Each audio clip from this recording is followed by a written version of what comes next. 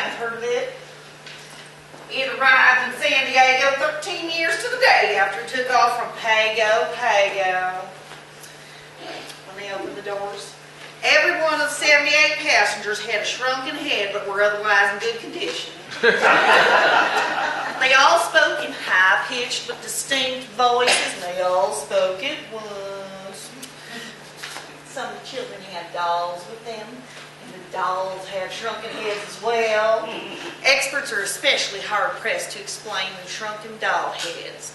But everything else, the passengers' shrunken heads, the lateness in arrival, are all explained, or at least will be in the next issue of Wierd Saga. Those shrunken doll heads sure do have the whole scientific community stumped.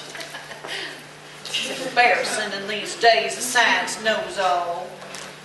There's a picture in here of one child's Barbie doll. Her head all shriveled and lumpy, but her hair still looked good. They emphasize that in the article that having a shrunken head does not necessarily mean bad hair. They took a group photo in the baggage claim area around the carousel of all 78 passengers from Flight 77 from Pago to San Diego. Everyone's hair looked fine. In some cases, daunting. I have never before seen daunting hair, but I saw it in this photo.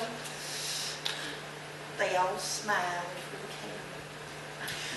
You gotta hand it to them. They have pluck, those shrunken heads. I don't know if I'd have smiled for the camera if my flight arrived 13 years late and I had a shrunken head. But then again, maybe having a shrunken head gives you a sunnier disposition. I already have a sunny disposition without a shrunken head. But then again, maybe having a shrunken head's a godsend for some people. There have been cases of more flights arriving even yesterday. Flight 167 from Akron, ectoplasm was seen seeping out of the overhead compartments. Ectoplasm comes from trumpets.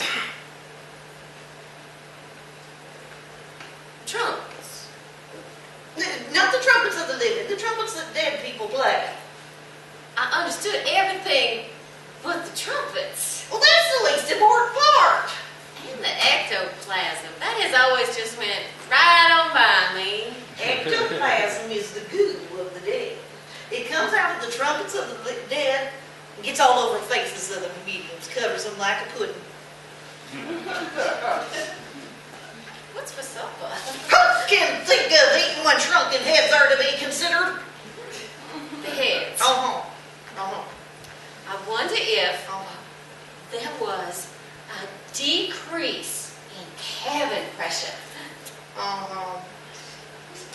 Maybe it was a fad that just jumped from row to row across the aisles. All will be explained and brought to light in the next quarter's issue. What if it was a mass coma? Do you remember the time I walked into the kitchen and found Richard Nixon stealing a pumpkin pie from the oven? And then he and the pie both disappeared, and I smelled that pie for hours afterward. How could I forget? I salivated. That's evidence. We too have had our experiences with the paranormal. Do you remember the time Mrs. Moriarty crawled in through the window and jumped in bed with me? That's not paranormal activity. She makes a habit of doing that with everyone in the neighborhood. Well, her feet were cold as witches' feet. I bet we could write it up and send it to Wierd Saga. Maybe they print it. They print my Richard Nixon pumpkin pie account before they print your Mrs. Moriarty crawling into bed with you account. Well, how can we be sure? Pen and paper. Right. Let the experts decide. Are you sure it was Richard Nixon that you saw?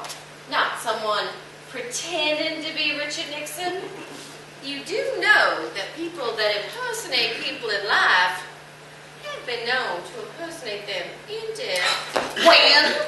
When have people who impersonate people in life been known to impersonate people in death? Many times. Many times. Do you think the more times you see many, the more convincing you'll be? Folks from the spirit world are far less likely to practice deception on us than the living. That's a known fact. And knowing that, the spirit who came to me would have said, "Just so you know, I am not him." But at no time did that man deny that he was Richard Nixon. Therefore, I can only come to one conclusion. I'm going to put that into my account. At no time did my apparition ever deny that everything I thought about him was true.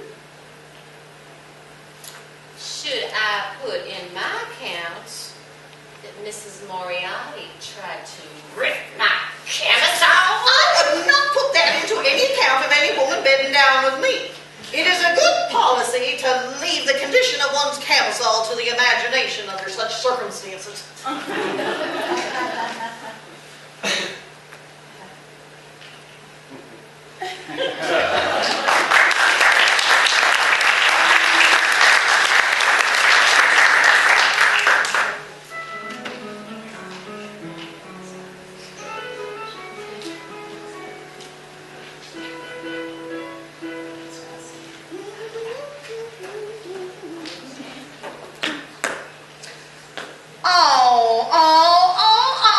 I don't believe it. Liz, get in here. What is it? It's the latest issue of Wierd Saga. They both the article about Mystery Flight 77 solved in favor of an article they call, quote, "the most shocking account of paranormal activity since the lost lamp possessed by Rita Hayworth," end quote. The Witch's Feet by Liz Book. Oh, that's me! They printed my article.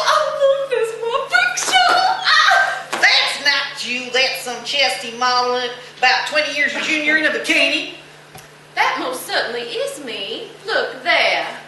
Miss Bunce says she has since undergone 6 rounds of electroconvulsive shock therapy to, as she says, blast the hellish experience out of my brain.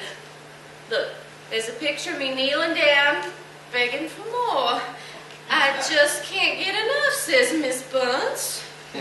It says here that Mrs. Moriarty brought her entire coven with her and staged a, quote, shameless orgy in which much was made of nipples, end quote. Oh, good Lord, there's a full frontal picture claiming to be Mrs. Moriarty tearing at your camisole with her teeth. You weren't supposed to mention the camisole. Well, you do have to admit it does make it stand out from the crowd. Did you have to say she took it in her teeth? Well, I hate to let you know, but that is how it happened. And the coven? I did not mention a coven, and in fact, much of the article looks strangely unfamiliar. I did tell them that she had the cold witch's feet and she needed her toenails cut, but I did not mention. Gee, I don't know what goes on it. But jeez. Read that, you'll find out. Richard Nixon and pumpkin pies are too tame for me.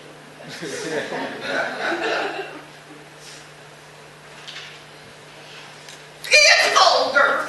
I don't know why you read this trash. I don't know why you contribute to this trash. Shame on you. People are going to think you had a warped childhood. Talk to yourself. Slept in a coffin. The whole psychological profile.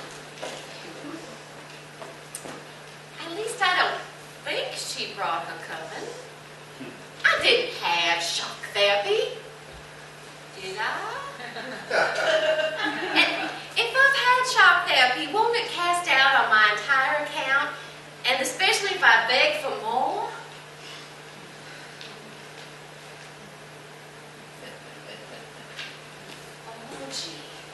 Has remained in my subconscious until now.